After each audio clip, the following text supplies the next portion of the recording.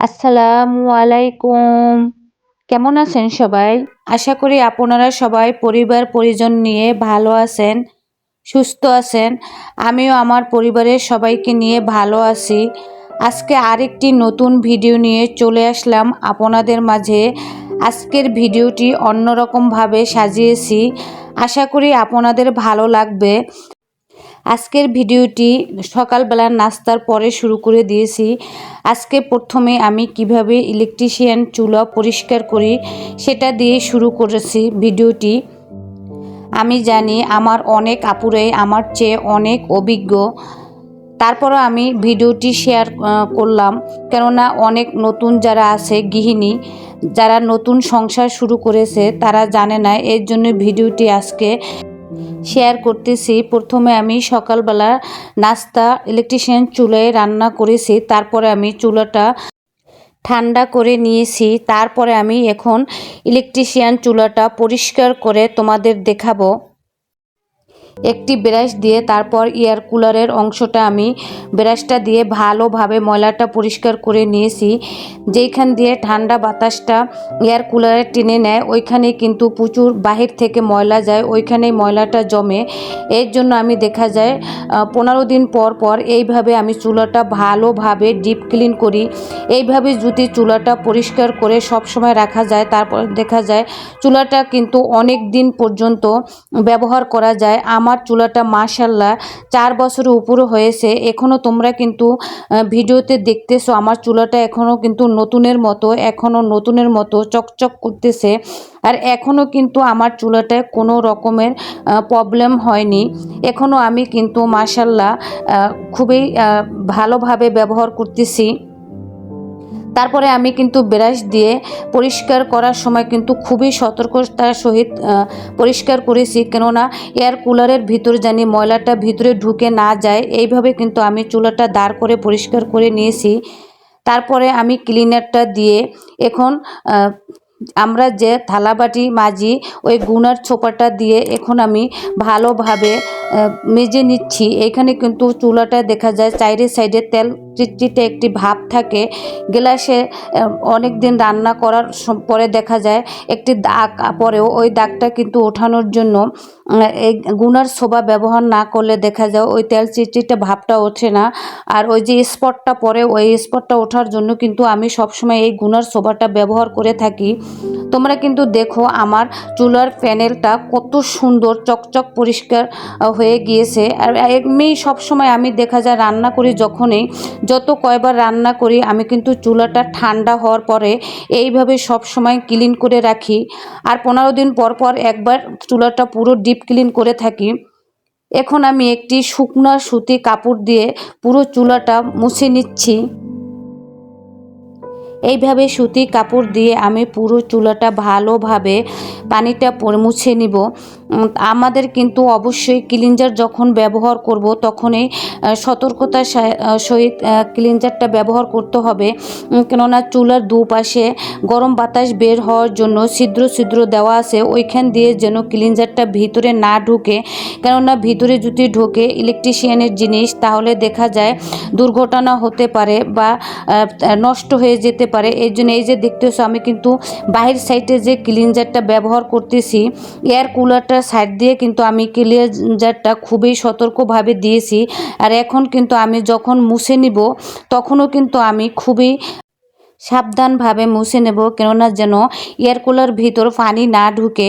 কেননা কারেন্টের জিনিসে যদি ভিতরে পানি ঢুকে দেখা যায় কোনো সমস্যা হতে পারে বা জিনিসটা নষ্ট হয়ে যেতে পারে। এই জন্য চুলাটা যখন পরিষ্কার করতে হবে তখন কিন্তু খুবই সাবধান হয়ে চুলাটা পরিষ্কার করে নিতে হবে।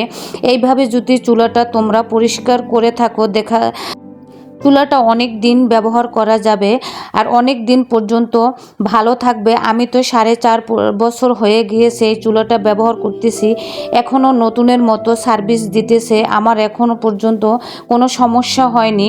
আরও সামনে কতদিন ব্যবহার করতে পারবো আল্লাহ তাআলা জানে। তারপরে আমি যখন কাপড় দিয়ে মুছতেছিলাম দেখতেছিলাম যে বাহির অংশে একটু আঠালো আঠালো ভাব আছে। তারপরে ক্লিনজারটা দিয়ে আমি গুনার সোপটা দিয়ে একটু ঘষে পরিষ্কার করে নিয়েছি। তারপরে তোমাদের দেখাচ্ছি যে চুলাটা কত সুন্দর পরিষ্কার হয়েছে। মাশাআল্লাহ, দেখো চুলাটা একদম চকচকা নতুনের মতো হয়ে গিয়েছে। যখন আমি নতুন কিনেছিলাম যেরকম ছিল ওই রকমই কিন্তু আছে। আর আমাকে বলতে পারো যে গুনার সোবা দিয়ে গ্লাসটা পরিষ্কার করলে দাগ হয়ে যেতে পারে। এই যে তোমাদের দেখিয়ে দিলাম, আমি কিন্তু গুনার সোবা দিয়ে কিন্তু আলতোভাবে পরিষ্কার করে নিয়েছি। আবার অনেক শক্তি দিয়ে পরিষ্কার করা যাবে না, গুনার সোবা দিয়ে আলতো আলতোভাবে পরিষ্কার করে নিয়েছি। তোমাদের কিন্তু আমি পুরো চুলাটা এপিট ওপিট দেখিয়ে দিচ্ছি যে কিভাবে আমার চুলাটা পরিষ্কার হয়েছে। এই যে দেখো, আমি কিন্তু তোমাদের সামনাসামনি দেখাচ্ছি যে এয়ার কুলারের অংশটা কত সুন্দর পরিষ্কার হয়ে গিয়েছে। এইভাবে যদি তোমরা চুলাটা এইভাবে পরিষ্কার করে নাও, অনেক দিন পর্যন্ত ব্যবহার করতে পারবে। আর একটি ইলেকট্রিশিয়ান চুলা অনেক দিন পর্যন্ত কিন্তু টেকসই হবে। আমি সব সময় যেইভাবে পরিষ্কার করি তোমাদের সাথে শেয়ার করলাম। মাটির চুলায় চিতই পিঠা বানালে যেভাবে ফুলকো ফুলকো সফট নরম চিতই পিঠে হয়, ওইভাবেই আজকে আমি তোমাদের গ্যাসের চুলায় চিতই পিঠা বানিয়ে দেখাবো। আজকে ওইটাই তোমাদের সাথে ভিডিওতে শেয়ার করব। আমি কিন্তু প্রথমেই শেয়ার করিনি। চিতই পিঠা বানানো যখন শেষ পর্যায়ে ওই সময় ভাবলাম যে একটু ভিডিও করে নেই। তারপরে আমি এই যে ভিডিও করে তোমাদের তার সাথে শেয়ার করতেছি। আমি কিন্তু আরও অনেক চিতই পিঠা বানিয়ে নিয়েছি। এখন আমি একটু হালকা একটি ব্রাশের সরিষার তেল দিয়ে তারপর একটু ব্রাশ করে নিলাম। যে চিতই পিঠার শ্বাসটা ওইটা একটু ব্রাশ করে নেওয়ার পরে এখন আমি চিতই পিঠার যে গোলাটা আছে ওইটা দিয়ে দিয়েছি। তারপরে আমি ঢাকনা দিয়ে ঢেকে 2-3 মিনিটে রাখার পরে ঢাকনাটা উঠিয়ে তোমাদের দেখাবো যে মাটির চুলায় যেইভাবে চিতই পিঠা ফুলকো ফুলকো হয় এবং সফট নরম হয়, সেইভাবে আমি কিভাবে গ্যাসের চুলায় বানাই। এই যে তোমাদের দেখিয়ে দিছি, দেখো আমার চিতই পিঠাটা কত সুন্দর ফুলকো হয়েছে। আবার কিন্তু চিতই পিঠাটা কিন্তু অনেক নরমও হয়েছে। আমি যখনই চিতই পিঠা বানাই তখনই কিন্তু গ্যাসের চুলায় এইভাবে বানিয়ে থাকি।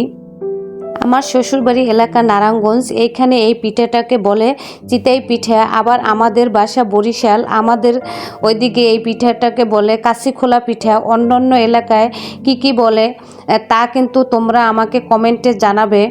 আমি জানি এই পিঠাটার অনেক রকম নাম আছে, এক একটা এলাকায় এক একটা জেলায় এই পিঠাটা এক এক নামে ডাকে।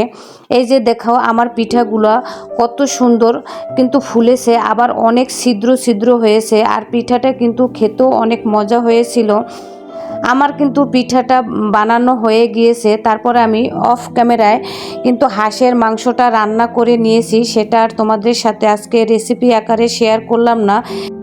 আমাদের এই নারায়ণগঞ্জ এলাকায় চিতই পিঠা আর হাঁসের গোস্ত খুবই জনপ্রিয়। আর এই দেশের এইটা একটি ঐতিহ্যবাহী খাবার।